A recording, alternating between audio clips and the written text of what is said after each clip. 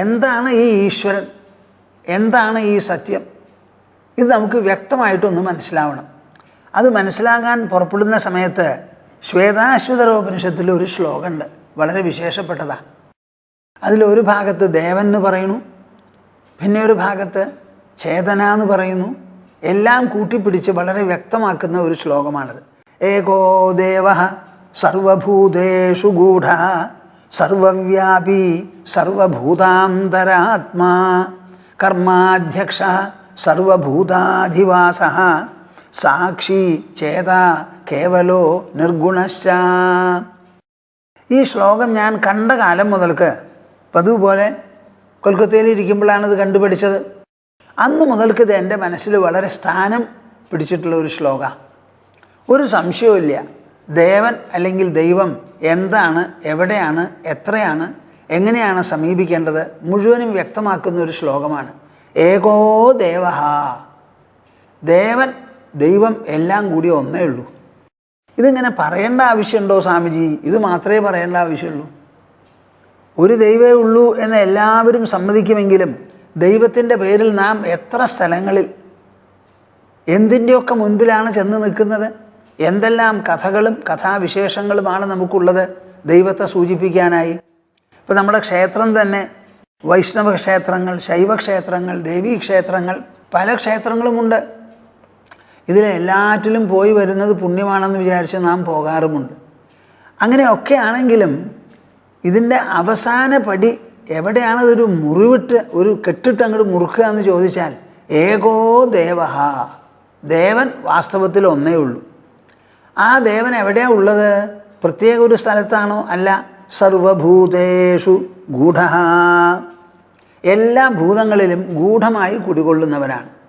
എന്താ അവിടെ ഗൂഢശബ്ദത്തിനർത്ഥം? നമ്മൾ കണ്ണുകൊണ്ട് നോക്കിയാൽ കാണുന്നത് എല്ലാ വസ്തുവിൻ്റെയും പുറമേയുള്ള സ്ഥൂല രൂപമാണ്. ഈ പുറമേയുള്ള സ്ഥൂല രൂപം അവിടെയല്ല ഈ ദൈവം ദൈവം എന്ന് പറയുന്ന ആ സത്യത്തെ കണ്ടെത്താൻ സാധിക്കുക. അതിൻ്റെ ഉള്ളിൽ സൂക്ഷ്മമായി കുടികൊള്ളുന്നതാണ്, സർവവ്യാപിത്വത്തോടുകൂടി കുടികൊള്ളുന്നതാണ് ഈശ്വരൻ എന്ന് പറയുന്ന ആ സത്താവിശേഷം. ഏകോ ദേവ സർവഭൂതേഷു ഗൂഢ, എല്ലാ ഭൂതങ്ങളിലും ഒരുപോലെ നിഗൂഢമായി കിടക്കുന്നു ഈ സത്യം എന്ന്. അപ്പോൾ ഒരു ഭൂതത്തിനെയും ഒഴിച്ചു നിർത്താനില്ല. എലിയാകട്ടെ, പൂച്ചയാകട്ടെ, കൊതുവാകട്ടെ, മൂട്ടയാകട്ടെ, പുഴുവാകട്ടെ, പക്ഷിയാകട്ടെ, ഇഴജന്തുക്കളാകട്ടെ, മനുഷ്യനാകട്ടെ, ആനയാകട്ടെ, എന്തെല്ലാം ഉണ്ടോ ഭൂതങ്ങൾ. ഇനി പഞ്ചഭൂതങ്ങളെ ഒറ്റ തിരിച്ചെടുത്താലോ എല്ലാറ്റിലുമുണ്ട് നിഗൂഢമായി ഈശ്വര സത്താവിശേഷം സ്ഥിതി ചെയ്യുന്നു.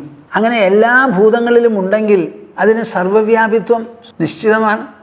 സർവവ്യാപി. അപ്പം ഈശ്വരൻ്റെ പേര് പറഞ്ഞ് ഒരു പ്രത്യേക സ്ഥലത്തേക്ക് നമ്മൾക്ക് കുതിക്കേണ്ട ആവശ്യമില്ല. എല്ലാ ദിക്കിലും വ്യാപിച്ചു കിടക്കുന്നതാണ്. സർവഭൂതാന്തരാത്മാ, എല്ലാ ഭൂതങ്ങളിലും അന്തരാത്മാവായി സ്ഥിതി ചെയ്യുന്നു.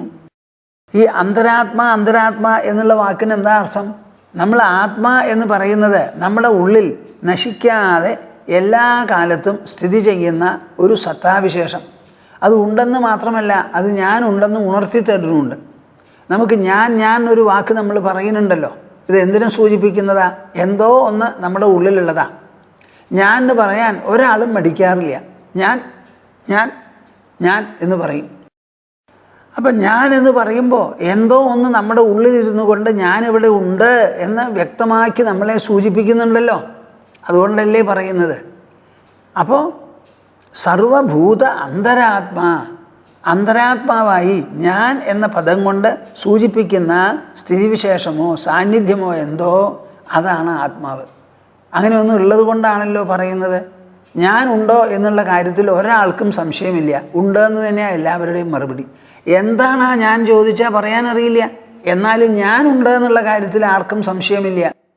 അപ്പം എല്ലാ ഭൂതങ്ങളിലും അന്തരാത്മാവായി സ്ഥിതി ചെയ്യുന്നതാണ് ഈ സത്താവിശേഷം. കർമാധ്യക്ഷ, ഓരോരുത്തരും ചെയ്യുന്ന എല്ലാ പ്രവൃത്തികൾക്കും അധ്യക്ഷ സ്ഥാനത്ത് ഇരുന്നു കൊണ്ടാണ് ഈ വിലാസം പ്രകടമാകുന്നത്. എല്ലാ കർമ്മങ്ങൾ എത്ര തരത്തിലുണ്ട്?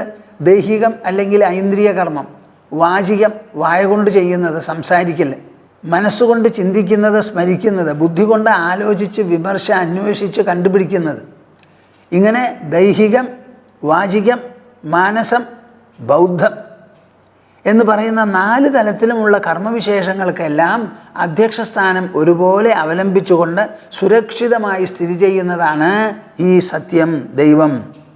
സർവഭൂതാധിവാസ, എല്ലാ ഭൂതങ്ങളിലും അധിവസിക്കുന്നുണ്ട്. ഈശ്വരൻ അധിവസിക്കാത്ത ഒരൊറ്റ ഇടമില്ല.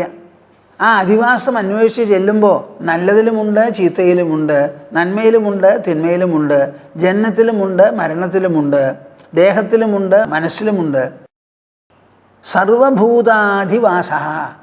നോക്കൂ, ഈ വിശേഷണ ശബ്ദം കൊണ്ട് നിങ്ങൾ ഈ സത്യത്തിനെ സമീപിക്കുന്ന ആ സമീപനം തന്നെ ഒന്ന് പുതുക്കപ്പെടണം. നമ്മൾ സാധാരണ ദൈവം എന്ന് പറഞ്ഞ് ഒരു പ്രത്യേക രൂപമോ ഒരു ഭാവമോ ഒരു കഥയോ അങ്ങനെയല്ല നമ്മുടെ മനസ്സിൽ വരേണ്ടത്. എല്ലാ ദിക്കിലും നിറഞ്ഞിരിക്കുന്നു, വ്യാപിച്ചിരിക്കുന്നു, എല്ലാറ്റിനും അധ്യക്ഷനാണ്. ഏതെങ്കിലും ഒരു ജന്തു അതിൻ്റെ ഇര പിടിച്ച് തിന്നുന്ന സമയത്ത് ആ ഇരയിലുള്ളത് പിടിച്ചു തിന്നുന്ന ആ ജീവിയിലും ഉള്ളത്. അങ്ങനെയുള്ള ഒരു മനോഭാവം നിങ്ങൾക്ക് വളർന്നു വരണം.